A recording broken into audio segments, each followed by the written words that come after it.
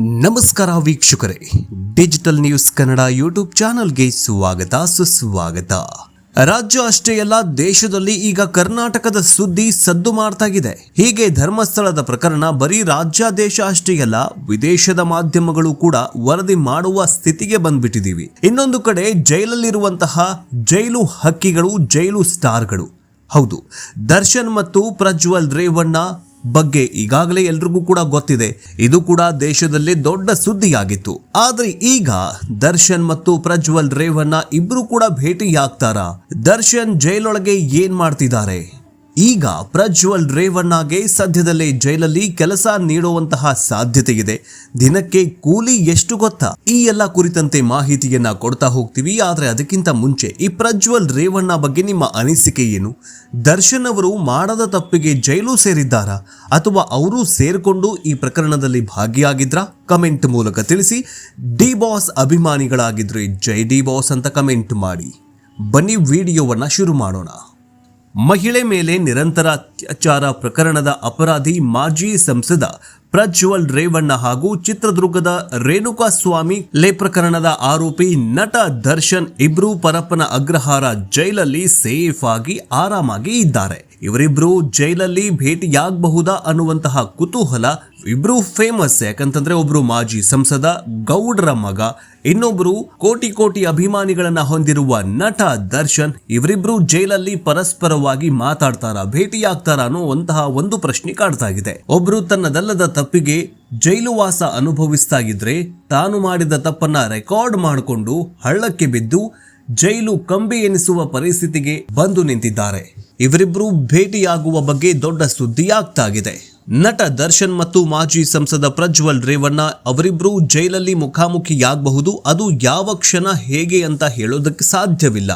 ಅವರಿಬ್ರು ಒಂದೇ ಜೈಲಲ್ಲೇ ಇದ್ದಾರೆ. ಇಬ್ರು ಪೊಲೀಸ್ ಅಧಿಕಾರಿಗಳ ಸಮ್ಮುಖದಲ್ಲೇ ಪರಸ್ಪರ ಭೇಟಿಯಾಗಿ ಮಾತಾಡಬಹುದು ಎಂಬುದಾಗಿ ಕರ್ನಾಟಕ ಹೈಕೋರ್ಟ್ನ ವಕೀಲ ಸಹನಾ ಗೋಪಾಲ್ ಹೇಳಿದ್ದಾರೆ. ಇತ್ತ ಅತ್ಯಾಚಾರ ಕೇಸ್ನಲ್ಲಿ ಜೀವಾವಧಿ ಶಿಕ್ಷೆಗೆ ಗುರಿಯಾಗಿರುವ ಪ್ರಜ್ವಲ್ ರೇವಣ್ಣಗೆ ಸದ್ಯದಲ್ಲೇ ಜೈಲಲ್ಲಿ ಕೆಲಸ ಹಂಚಿಕೆಯಾಗಲಿದೆಯಂತೆ.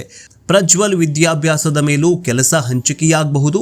ಜೈಲಲ್ಲಿ ಪ್ರಜ್ವಲ್ ರೇವಣ್ಣ ಈಗ ದಿನಗೂಲಿ ಪಡೆಯಬೇಕಾದ ಪರಿಸ್ಥಿತಿ ನಿರ್ಮಾಣವಾಗಿದೆ. ಅತ್ಯಾಚಾರ ಪ್ರಕರಣದಲ್ಲಿ ಪ್ರಜ್ವಲ್ ರೇವಣ್ಣಗೆ ಜೀವನ ಪರ್ಯಂತ ಜೈಲು ಶಿಕ್ಷೆ ವಿಧಿಸಿ ಜನಪ್ರತಿನಿಧಿಗಳ ವಿಶೇಷ ಕೋರ್ಟ್ ತೀರ್ಪು ನೀಡಿತ್ತು. ಪ್ರಜ್ವಲ್ ರೇವಣ್ಣಗೆ ಜೈಲಲ್ಲಿ ಏನು ಕೆಲಸ ಕೊಡಬೇಕು ಅನ್ನೋದರ ಬಗ್ಗೆ ಬೆಂಗಳೂರಿನ ಪರಪ್ಪನ ಅಗ್ರಹಾರ ಜೈಲಿನ ಅಧಿಕಾರಿಗಳ ಮಟ್ಟದಲ್ಲಿ ಚರ್ಚೆ ಆರಂಭವಾಗಿದೆ. ಶೀಘ್ರದಲ್ಲೇ ಪ್ರಜ್ವಲ್ ರೇವಣ್ಣಗೆ ಜೈಲಿನಲ್ಲಿ ಕೆಲಸವನ್ನ ನೀಡಿದ್ದಾರೆ. ಸದ್ಯ ಪ್ರಜ್ವಲ್ ರೇವಣ್ಣ ವಿದೇಶಕ್ಕೆ ಹೋಗಿ ವಿದ್ಯಾಭ್ಯಾಸ ಮಾಡ್ಕೊಂಡು ಬಂದಿದ್ದಾರಲ್ಲ, ಆ ವಿದ್ಯಾಭ್ಯಾಸದ ಮೇಲೆ ಅವರಿಗೆ ಕೆಲಸವನ್ನ ನೀಡಲಾಗುತ್ತೆ ಅಂತ ಚಿಂತಿಸಲಾಗ್ತಾ ಇದೆ. ಅಪರಾಧಿ ಪ್ರಜ್ವಲ್ ಬಿಇ ಇಂಜಿನಿಯರಿಂಗ್ ಅಂದ್ರೆ ಮೆಕ್ಯಾನಿಕಲ್ ಇಂಜಿನಿಯರಿಂಗ್ ವ್ಯಾಸಂಗ ಮಾಡಿದ್ದಾರೆ. ವ್ಯಾಸಂಗಕ್ಕೆ ಹೊಂದಿಕೊಳ್ಳುವಂತಹ ಕೆಲಸ ನೀಡೋದಕ್ಕೆ ಜೈಲಾಧಿಕಾರಿಗಳು ಪ್ಲಾನ್ ಮಾಡಿಕೊಂಡಿದ್ದಾರೆ. ಸಜಾಬಂದಿ ಕೈದಿಗಳು ಕಡ್ಡಾಯವಾಗಿ ಜೈಲಲ್ಲಿರುವ ಯಾವುದಾದ್ರೂ ಒಂದು ಕೆಲಸವನ್ನ ಮಾಡಬೇಕು. ಜೈಲಲ್ಲಿ ಬೇಕರಿ, ತೋಟಗಾರಿಕೆ, ಗ್ರಂಥಾಲಯ ನಿರ್ವಹಣೆ, ಶಿಕ್ಷಣ, ಮಗ್ಗ, ಸಣ್ಣ ಪುಟ್ಟ ಕೈಗಾರಿಕೆ ಕೆಲಸ, ಅಡುಗೆ ಮನೆ ನಿರ್ವಹಣೆ, ಅಡ್ಮಿನಿಸ್ಟ್ರೇಷನ್ ಡಿಪಾರ್ಟ್ಮೆಂಟ್, ಸಿಲ್ಕ್ ಡೆವಲಪ್ಮೆಂಟ್ ಮುಂತಾದ ಕೆಲಸಗಳು ಮತ್ತು ಮುಂತಾದ ಡಿಪಾರ್ಟ್ಮೆಂಟ್ಗಳಿದ್ದಾವೆ. ಪ್ರಜ್ವಲ್ಗೆ ಜೈಲಲ್ಲಿ ಮಾಡಿದ ಕೆಲಸಕ್ಕೆ ದಿನಕ್ಕೆ 540 ರೂಪಾಯಿ ಬೇಡಿಕೆಯಂತೆಂದ್ರೆ ಪ್ರಜ್ವಲ್ಗೆ ಜೈಲಲ್ಲಿ ಮಾಡಿದ ಕೆಲಸಕ್ಕೆ ದಿನಕ್ಕೆ 540 ರೂಪಾಯಿ ಕೂಲಿ ಸಿಗಲಿದೆ. 1 ವರ್ಷ ಆದ ನಂತರ 615 ರೂಪಾಯಿ ಕೂಲಿ ನಿಗದಿಯಾಗಲಿದೆ. ಜೈಲಿನ ಹೊರಗಡೆ 10 ಜನಕ್ಕೆ ತನ್ನ ತೋಟದಲ್ಲೇ ಪ್ರಜ್ವಲ್ ರೇವಣ್ಣ ಕೆಲಸ ಕೊಟ್ಟಿದ್ದ. ಇಡೀ ಲೋಕಸಭಾ ಕ್ಷೇತ್ರಕ್ಕೆ ಎಂಪಿಯಾಗಿದ್ದ. ಕೈಗೊಬ್ರು ಕಾಲ್ಗೊಬ್ರು ಆಳುಗಳಿದ್ರು. ಆದ್ರೆ ಈಗ ಪರಪ್ಪನ ಅಗ್ರಹಾರ ಜೈಲಲ್ಲಿ ಪ್ರಜ್ವಲ್ ರೇವಣ್ಣ ಅವರೇ ಕೂಲಿ ಕೆಲಸ ಮಾಡಿ ನಿತ್ಯದ ಕೂಲಿಗಾಗಿ 540 ರೂಪಾಯಿ ಹಣವನ್ನ ಪಡೆಯಬೇಕಾದ ಸ್ಥಿತಿ ಬಂದೊದಗಿದೆ. ಜೈಲು ಕಾಯ್ದೆ ಪ್ರಕಾರ ಜೈಲು ಅಧಿಕಾರಿಗಳು ನೀಡುವ ಕೆಲಸವನ್ನ ಸಜಾಬಂದಿಗಳು ಮಾಡಬೇಕು ಅಥವಾ ವ್ಯಾಸಂಗಕ್ಕೆ ಅನುಗುಣವಾಗಿ ಕೆಲಸ ಮಾಡ್ತೀನಿ ಅಂತ ಜೈಲು ಅಧಿಕಾರಿಗಳಿಗೆ ತಿಳಿಸಬೇಕು.